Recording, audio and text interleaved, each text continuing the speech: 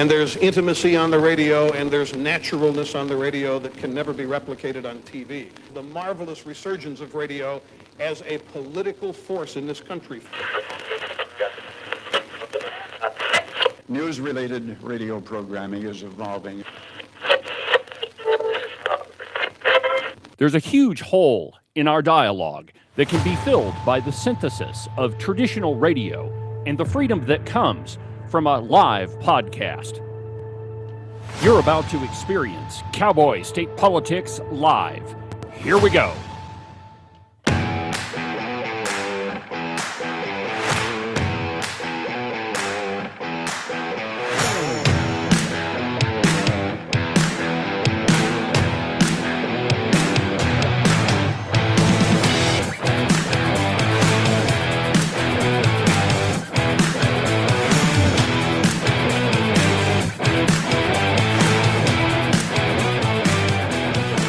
Good morning, my friends, and welcome to another tremendous installment from very, very high above all the insipid and perfidious forms of Wyoming mainstream media.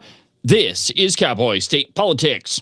I, of course, am your illustrious host, David Iverson, firmly ensconced behind the silver Cowboy State Politics microphone and broadcasting to you from the base of the Bighorns at the Cowboy State Politics Studio in Sheridan, Wyoming. Good morning, my friends, and welcome to the program. Happy Wednesday, and boy, is there a lot going on in the governor's office.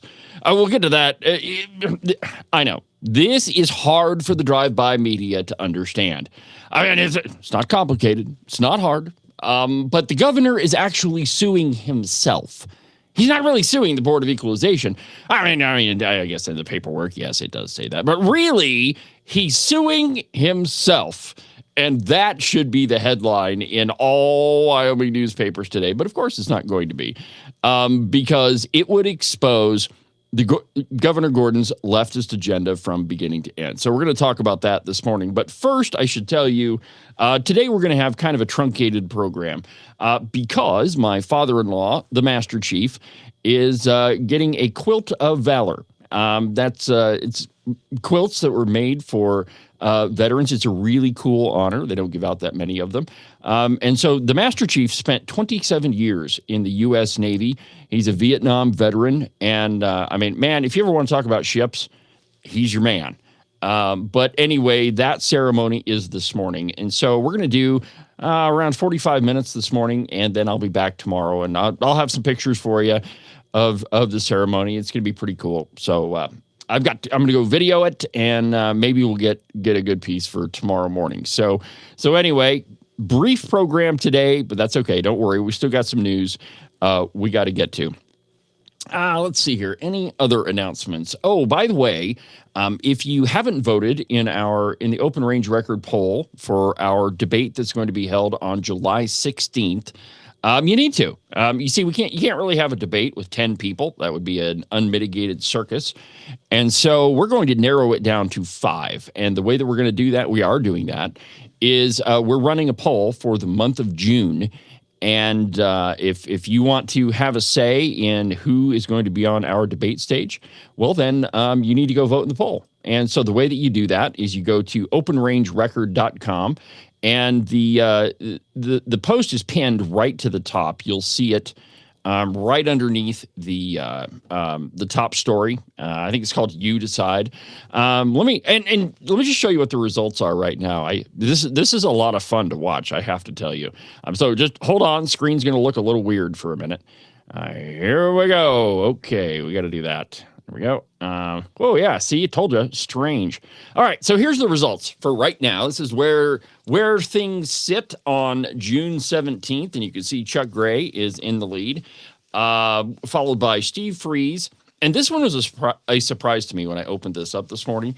But Kevin Christensen is number 3. And then Dennis Beitman and Jillian Balow and Noel Reed Reisner. He's down at number 8. Yeah, don't worry about it. His ex-husband doesn't like him either.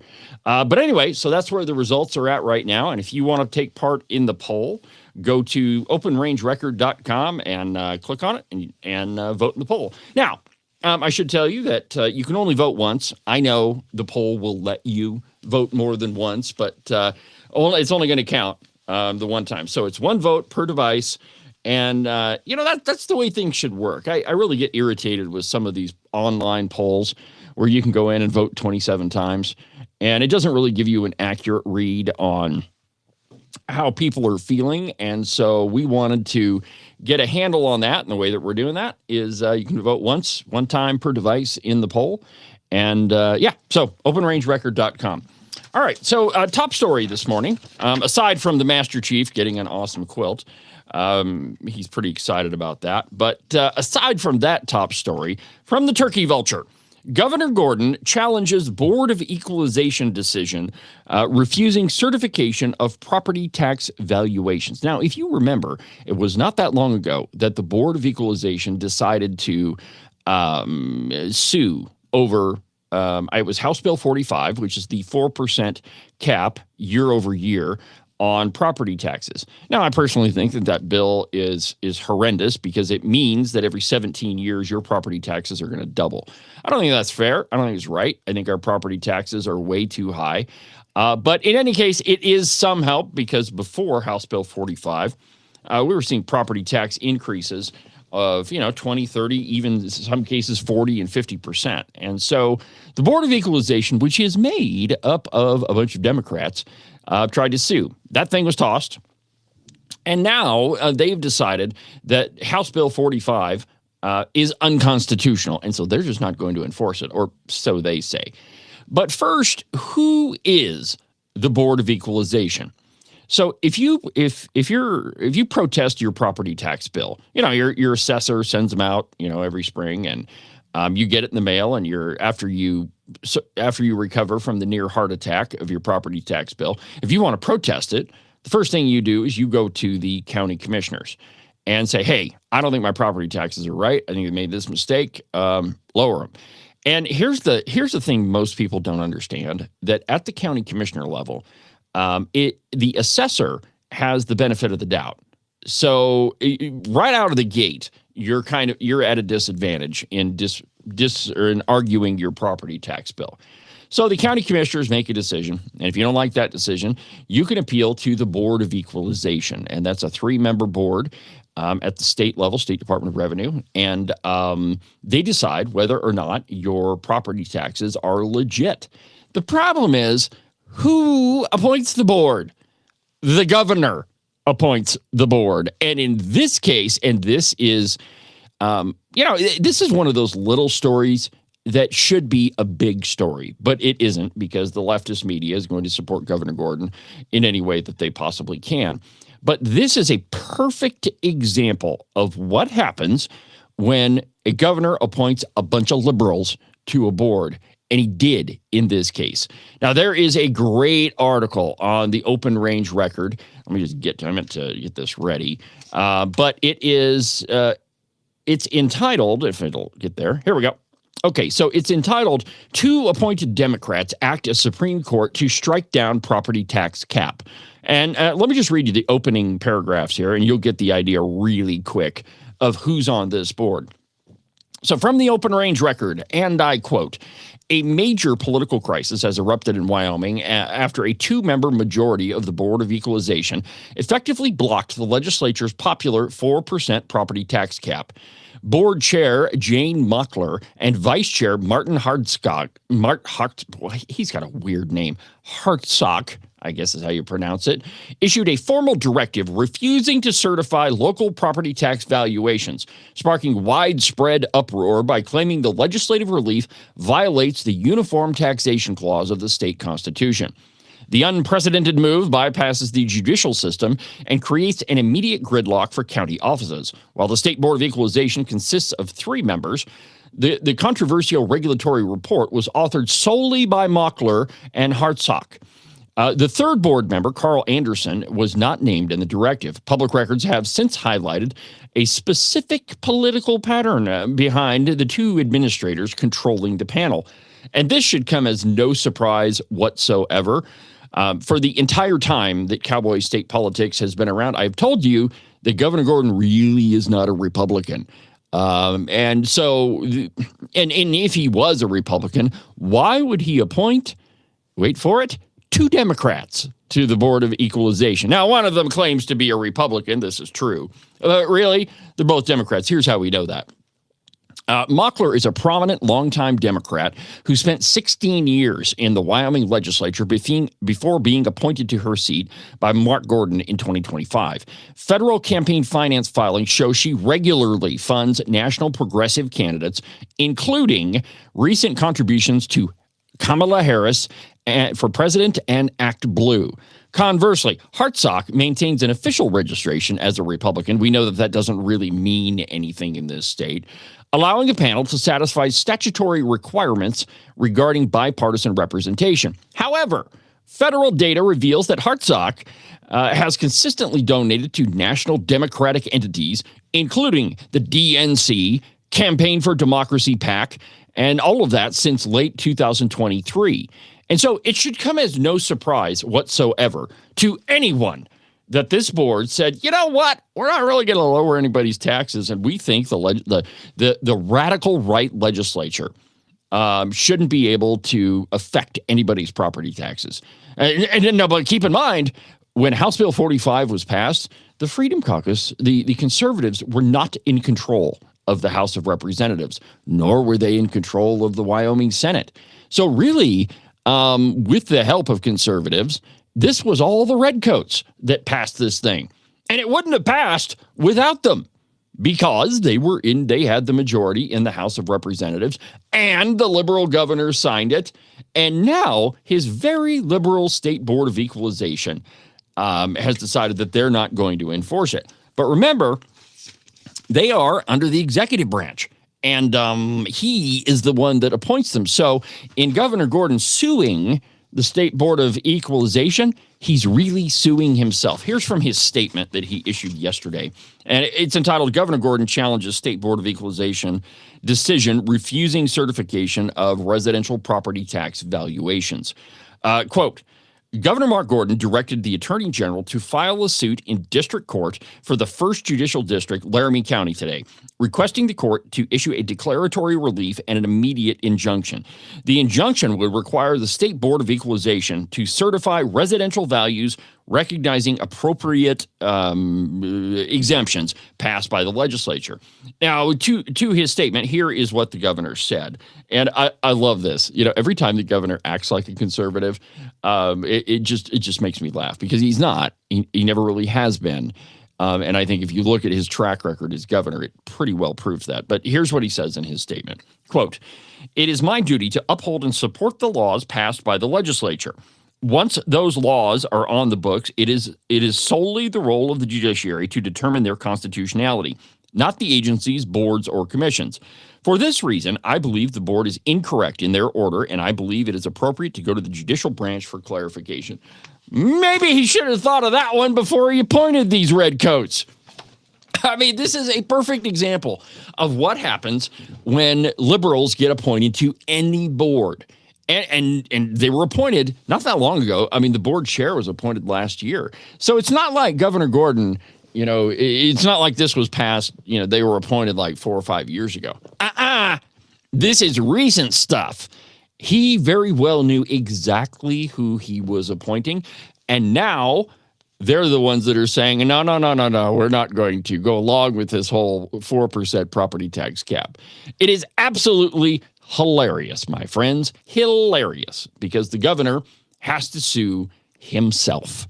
And, you know, this is yet, and you know, it's appropriate that this is happening during an election because this is a stark reminder, ought to be a very stark reminder for Wyoming citizens why you don't elect redcoats and Democrats. Because this happens. Because you put them in a position of authority and then they just act as if they are omnipotent and are not accountable to anybody. And secondarily, this points out shows one of the major problems we have in Wyoming, and that is that the executive branch has way too much authority. So this Board of Equalization, essentially, they're in charge of everyone's property taxes. Now, granted, they don't really get to weigh in until somebody protests their taxes, but still, the governor put two radical Democrats, even though one of them claims to be a Republican, in charge of your property taxes. Absolutely incredible, my friends. But this is what happens when you elect redcoats and Democrats. And, for all of those people that love Mark Gordon, and I still see their bumper stickers, Gordon for Wyoming and all that. Thank God he finally took down his signs that were along the interstate. But this is what you get. You should have paid attention when conservatives said, no, Mark Gordon is not really a Republican. Look at his record. Look at the board that he was on. But this is the result. And, elections have consequences, my friends, and this is a perfect example of one. Now, even though our judiciary is, we'll just say radically left, I still have to believe that they're going to take one look at this decision by the Board of Equalization and throw it right out the window, because an agency cannot determine what is constitutional and what is not. Now, they could object to it, but that's already been thrown out of court once. Anyway, so this is what happens when you elect Democrats and they appoint Democrats. I know. I'm kind of grinning. I mean, I'm not happy about this situation. What I am happy about is it is a clear-cut example for Wyoming voters what happens when you let redcoats and liberals be in charge. I mean, this should be, and of course the media. So let's talk about that for a minute. The headline in the Turkey Vulture: Governor Gordon challenges Board of Equalization decision, but they say no, they don't make any mention of really who is actually in charge of the board. They don't say that it was Governor Gordon who's responsible for this. It's not, okay, so he's not the one that made the decision, but he put them on the board. Poop rolls uphill, my friends, contrary to popular belief, and in this case, man, does it ever. So, like I say, should be the headline, but it really, really isn't. Let's see here. You know what? Let's go ahead and take a break. I need to refill my coffee cup. So we'll take a quick break, and when we come back, we'll continue with the program. So I know, early break, but we'll be back in a minute. I'll be back in a minute. Not we. I don't have a mouse in my pocket. See you in a bit.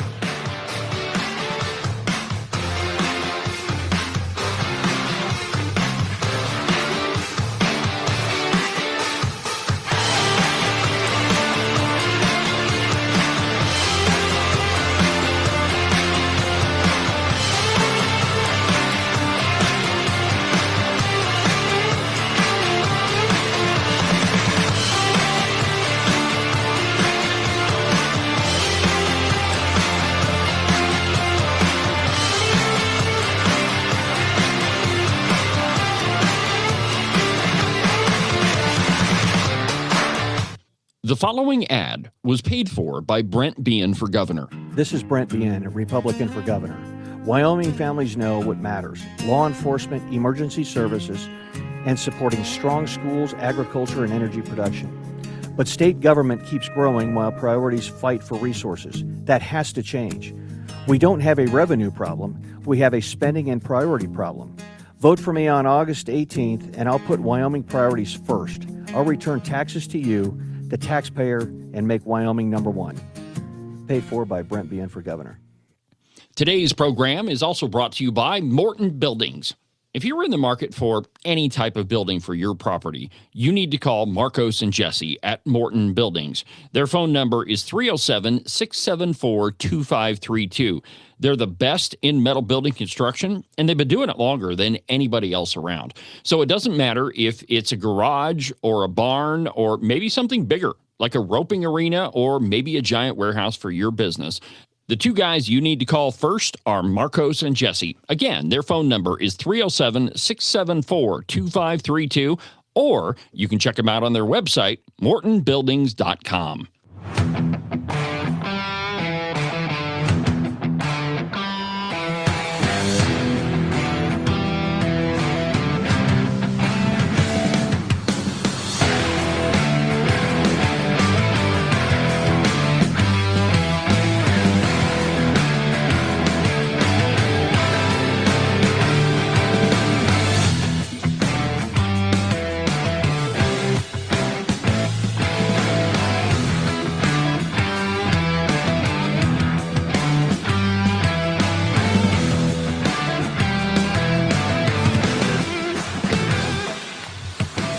Welcome back to the program, Cowboy State Politics Live. I'm your host, David Iverson, documented to be almost always right and definitely to the right of just about everybody else, 99% of the time. Thank you for watching, my friends. Thank you for tuning in. I appreciate everything that you do for this program. By the way, every time you watch an episode or listen to a podcast, make sure that you like and subscribe and send it to everybody that you know. And leave me a review. You can't do that on all platforms, but if you're on one that you can leave a review, please do that. I know. Everybody else says that. Everybody that has a podcast wants reviews, and the reason for it is it does help. It helps with the old algorithm thingies. I don't quite understand all of them, but I've seen the numbers, and it helps. So do that for me. All right. So before I go any further, credit where credit is due, my friends. I think it's important to do that, even with people that you don't particularly agree with or, really have never met. But I think that it's important to give people credit where they deserve it. And so today, Jake in the cow pie, credit where credit is due, my friends. Let me show you what I'm talking about, ladies and gentlemen. And let's see here. Here it is. Check this out. He's stepping it up a notch. Look at him. Nice white shirt, a vest, not looking so crazy. So, Jake, good job, my friend. Thanks for stepping it up a bit and not looking like a slob. So, it's, you know what? I don't know why it does that. Let's try that again. It's, let's see here. Maybe it's this one. Nope. Here we go. Yeah, there we go. So let me show you that one more time. I don't know why it was doing that whole weird second screen thing, but here we go. Try this. There, see? Oh, they're easy, much easier to see. But, he's looking pretty sharp this morning, and good job. See, and it did that again. I don't quite understand what's happening here. But anyway, we'll figure it out later. Where to go? All right, so there's a judge in Montana. Why is it always a Montana judge that is screwing over the state of Wyoming? Almost always with the grizzly bears. It was... what was that judge's name? Rudolph Contreras was that guy's name when he said that, grizzly bears really are cuddly creatures and we ought to protect them. But he failed to notice that they are cuddly creatures with 6-inch razor sharp claws. Think about that. Holy crap. Anyway, so a judge in Montana has thrown out oil and gas leases across 1.5 million acres of Wyoming from the cow pie. An article entitled, let's see, that's pretty much the title. You don't need to hear it again. A federal judge in Montana has thrown out more than 1.5 million acres of Wyoming oil and gas leases sold under the Trump administration. A sweeping ruling that Wyoming attorneys said will force the state to return $50 million in payments and imperil $180 million in future revenue for schools and other services. The ruling also affects an additional 185,000 acres of oil and gas leases in Montana and the Dakotas.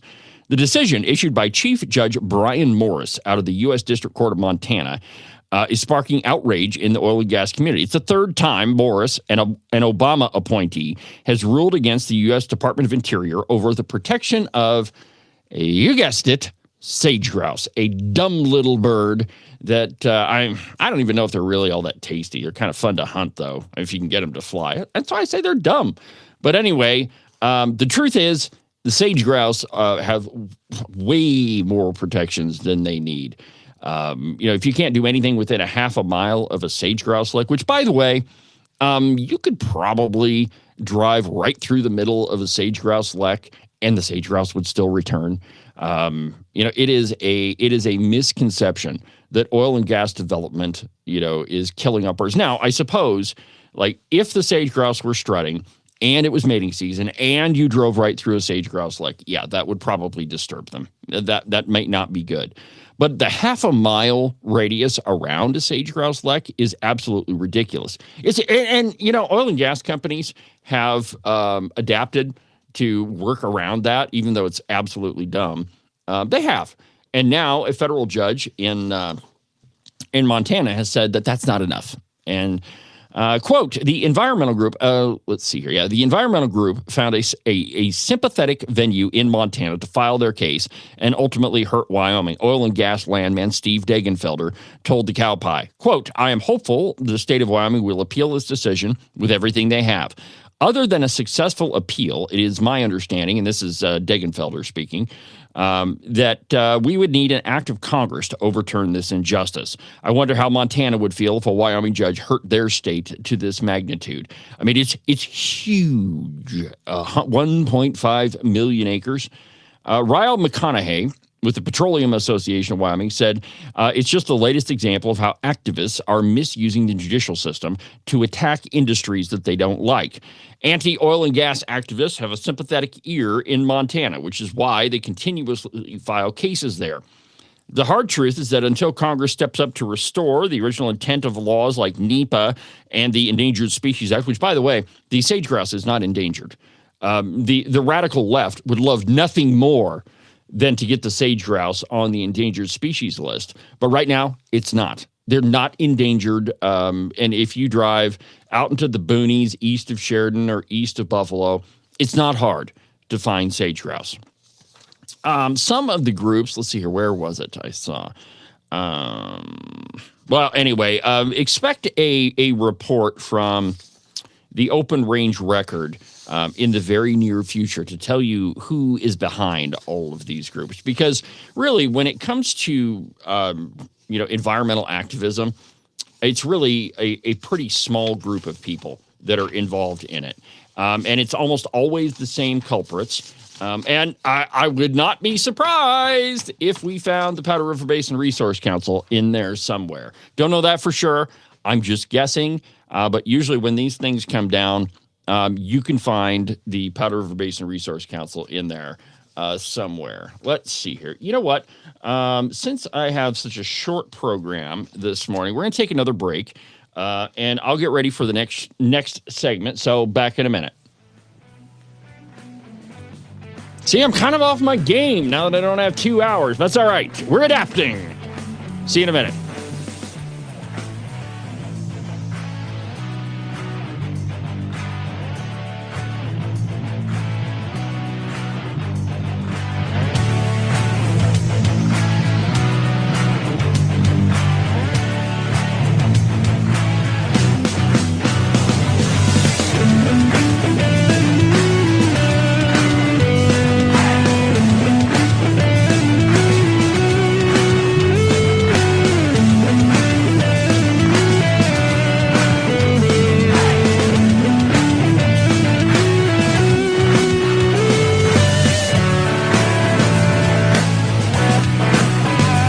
I know that you think it's spring and that the weather is just going to continue to warm up and you don't have to worry about snow or ice or 30-degree temperatures anymore. In case you've forgotten, this is Wyoming, my friend, and that sort of thinking doesn't work here. 1 minute, it could be 75 and sunny, and 10 minutes later, snow. Whatever the weather, you need a pair of socks that'll keep your feet cool and dry even on the hottest of summer days. And if you happen to run into that spring snowstorm, you'll stay nice and toasty warm. Well, your feet anyway. To get you a pair, go to the website, thebuffalowoolco.com. Trust me, you won't be disappointed. These are the finest socks that I've ever put on my feet. Are you one of those people that said something like this before Trump became president? I have a house in Spain that is going to be ready right after the election. Siberia, Nova Scotia. I'm definitely moving to Canada. Straight to hell. Iceland. France. Asia's pretty cool. And has the last year and a half been more than you could bear? Well, if it has, you've come to the right place. Call my friend Rebecca Bextel at eXp Realty. She has her fingers on the pulse of the real estate market all across the state of Wyoming.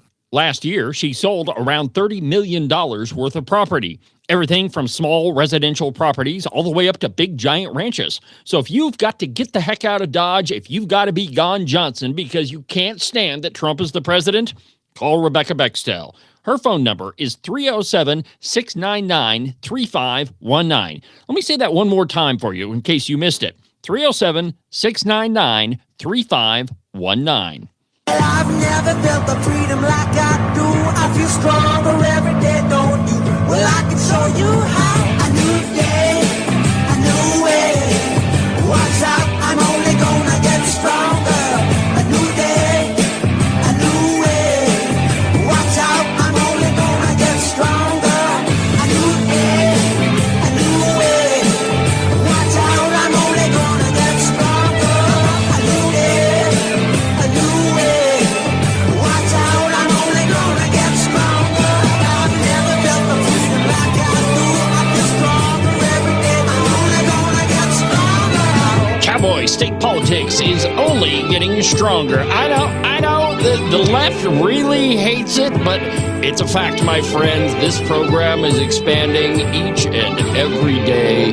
And sorry about your luck, Redcoats. You know, as much as you try, you can't get rid of me. So welcome back to the program, my friends. David Iverson with you on a Wednesday, a short program for today. That's because I'm going with the Master Chief to his Quilts of Valor ceremony at the Sheridan VA. Like I said, I'll take some pictures for you so I can show you tomorrow of how that thing went. He's pretty excited about it, so I can't wait for this. It's important. I'm on video duty, so why wouldn't I be, right? So there is another piece by Fred Harrison, which, by the way, we're gonna have him on the program in the not too distant future to talk about several of his op-eds and what's going on politically. But his latest op-ed says is called "The Triad of Overreach: How Judicial Activism Dismantled the American Family." And there is a perfect example. And I haven't even gone through his piece in detail, but I can tell you that there is a perfect example in Rock Springs with Ashley and Sean Willie. Now that name should be familiar to you because that's the Rock Springs family where the school was socially transitioning their child behind their back. And the parents sued, and essentially the court said, you don't really have any standing. And then the Supreme Court issued a ruling saying, no, the schools have to actually tell parents what's going on. But in the meantime, the Willies, man, the school continued transitioning their kid, and they pretty much lost like everything. So you talk about a perfect example of dismantling a Wyoming family. This is not just U.S. news. This stuff happens right here in Wyoming. But here's what Harrison says. Every summer, our community confronts the front lines of the modern culture wars. This month, Cheyenne Pride Week kicks off. Vibrant banners fill the state's capital city. But underneath the festivities lies a quiet, undeniable anxiety citizens across Wyoming share. The foundational fabric of our society is fraying. We see it in the historic decline of our local marriage rates and the heartbreaking rise of fatherless homes. We want to protect the next generation. If we want to protect the next generation, we must have the courage to diagnose the crisis honestly, to be honest about what's really happening. Regardless of your personal position on contraception, abortion, same-sex relationships, the foundational question here is not theological.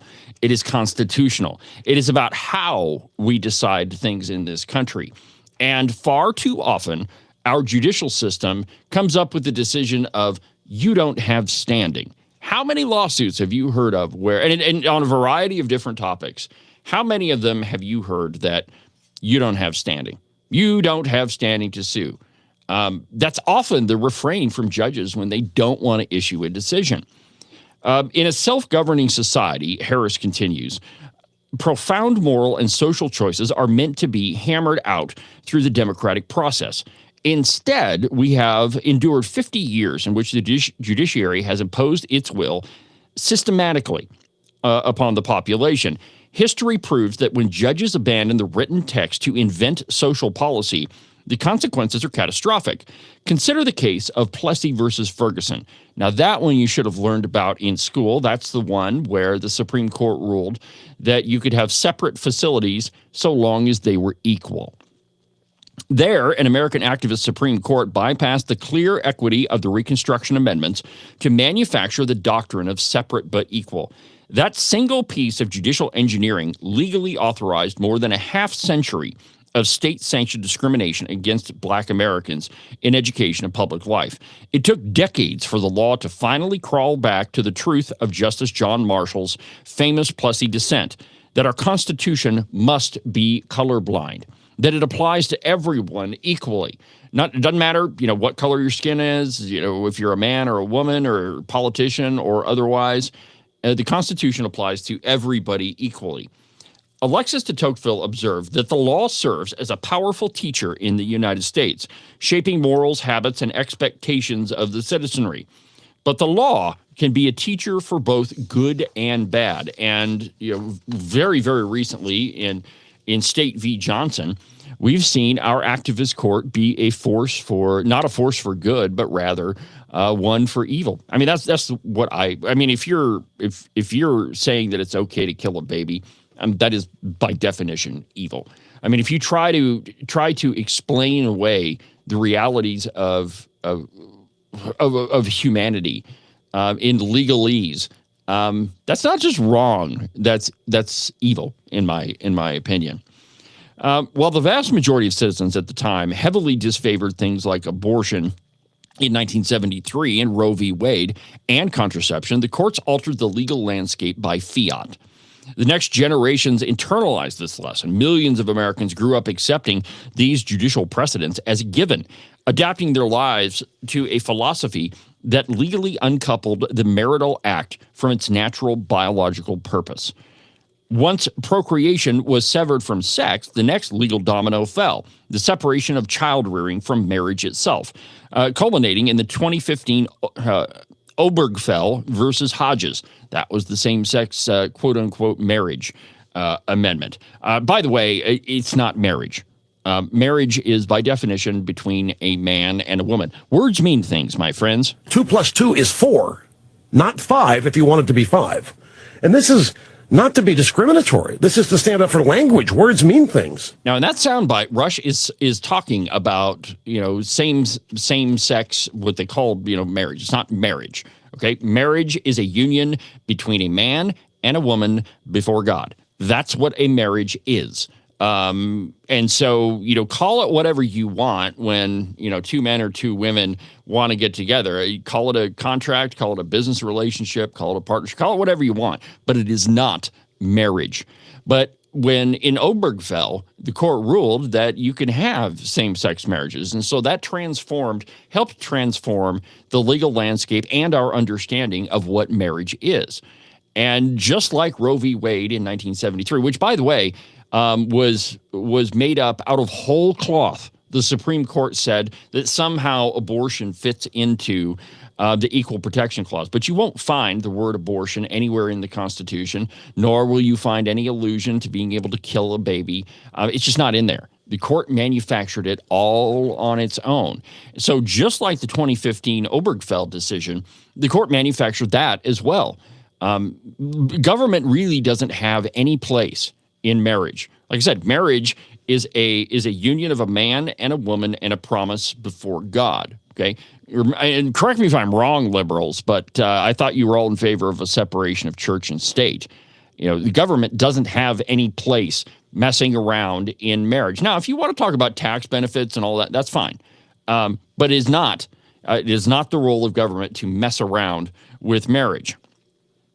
By rewriting marriage from a child-centric institution, and this is Harris again, into an adult-centric certificate of emotional attachment, the courts taught the public that marriage is merely an optional lifestyle choice.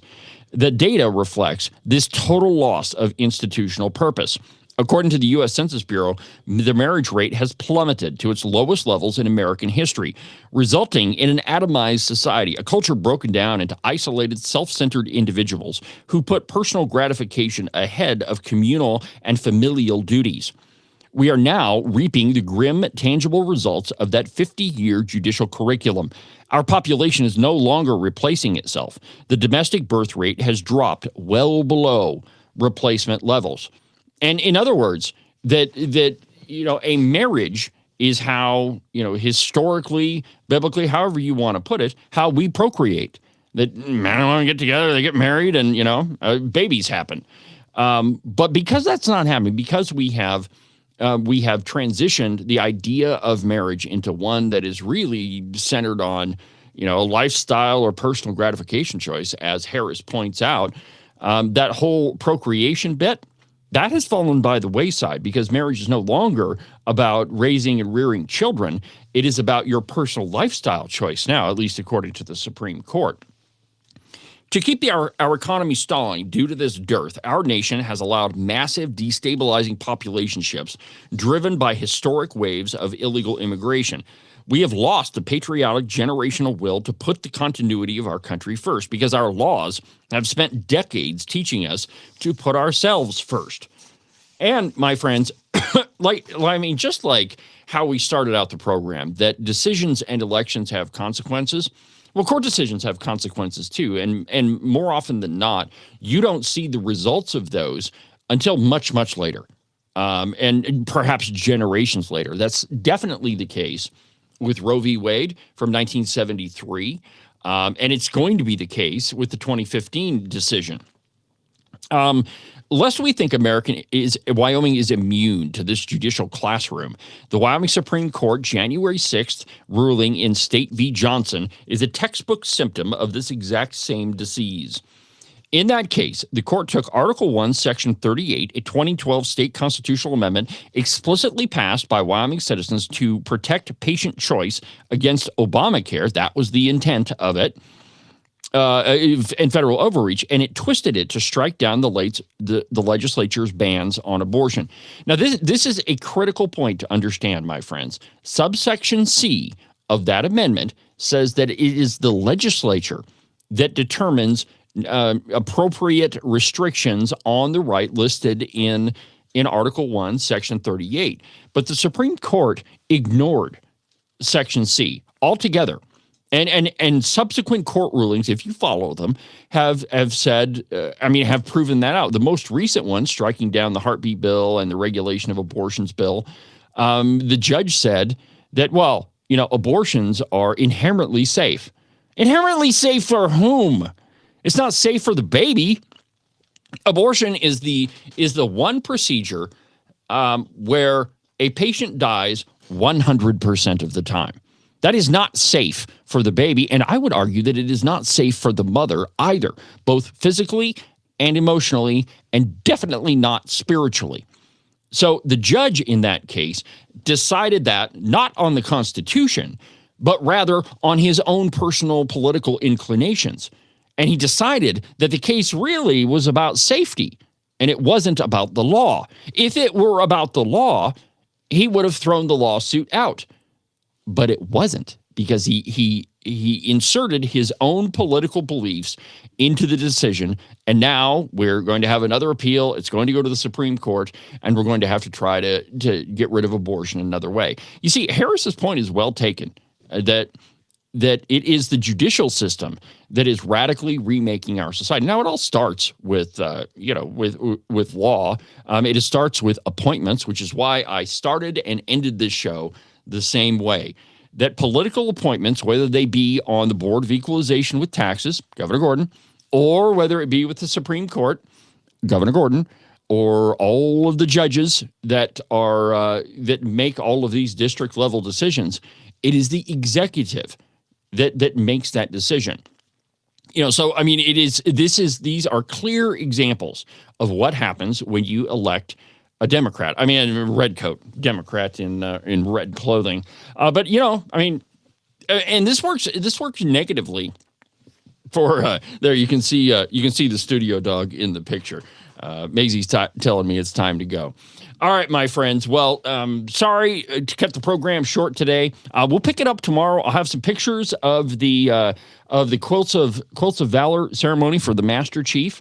And so I can't wait to show them to you. I haven't taken them yet, and I can't wait to show them to you.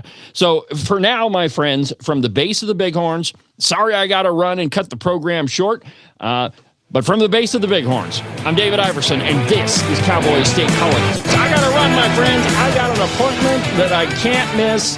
I'll see you tomorrow.